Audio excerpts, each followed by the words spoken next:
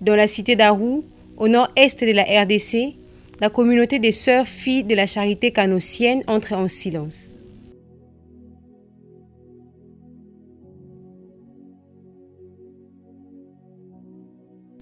Une retraite annuelle s'ouvre. Entre prière, méditation et écoute, un moment fort dans la vie spirituelle de ces femmes consacrées. Nous sommes ici pour faire notre retraite annuelle avec nos sœurs qui viennent de différentes maisons. Comme dans la plupart des congrégations religieuses, ces exercices spirituels ont lieu entre juin et septembre. Pour les canossiennes, c'est un temps de recul, de recentrage, pour relire sa vocation à la lumière du Christ. Bon, c'est un moment un peu exceptionnel. On s'est détaché de toute activité. Nous nous sommes retirés. Comme je disais, c'est le moment de cœur à cœur avec le Christ. Il y a le moment de suivre les enseignements. Et puis il y a le moment de prière, d'ensemble, un peu plus approfondi par rapport aux prières ordinaires. Parce que nous prions chaque fois aussi à la communauté, mais cette fois-ci, c'est un peu plus approfondi. Et il y a aussi un peu de moments de méditation personnelle et on savoure aussi des repas d'ensemble bien. Ça a une importance capitale d'ailleurs parce qu'après la course de toute l'année, on a besoin d'un moment de repos, des moments de se recueillir, des rencontres cœur à cœur avec le Christ afin de nous refaire avant de recommencer autre année. C'est envie de nous préparer peu à peu à la rencontre finale avec le Christ dans le royaume des cieux un jour. Cette année, la retraite se déroule autour du thème « Vivre la pauvreté dans une mentalité de foi pour mieux témoigner de l'espérance ». Bon, ça dépend chaque année de qu'est-ce que l'Institut vise pour le bien de sœurs.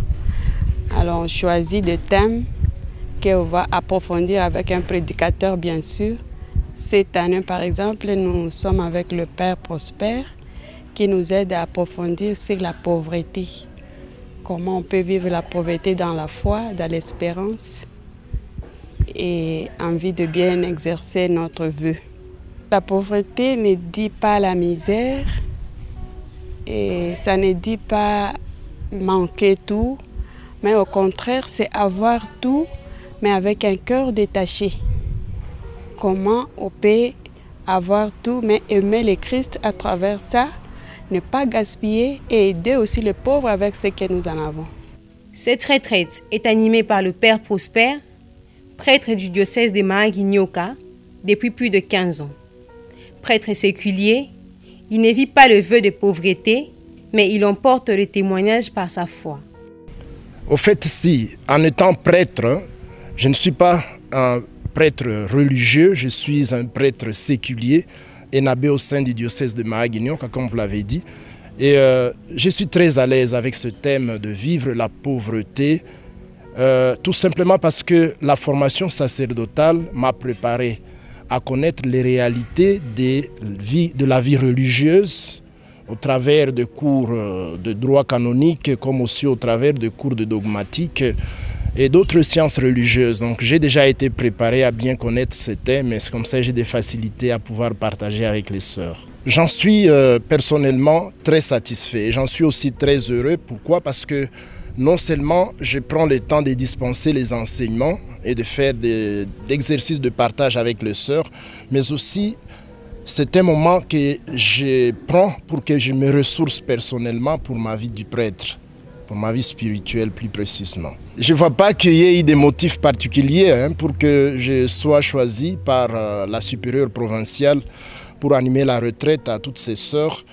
J'ai été invité, mon évêque a donné son accord et pour le reste, je ne m'en sens vraiment pas digne, mais parce que prêtre, tout service que je peux rendre aux enfants de Dieu, partout où cela m'est demandé, je suis appelé à me rendre disponible. Les filles de la charité canossienne sont issues d'une tradition fondée par Sainte Madeleine de Canossa en 1801 à Vérone. Connues pour leur engagement éducatif, social et catéchétique, elles sont aussi portées par la figure de Sainte Joséphine Bakita, canonisée il y a 25 ans.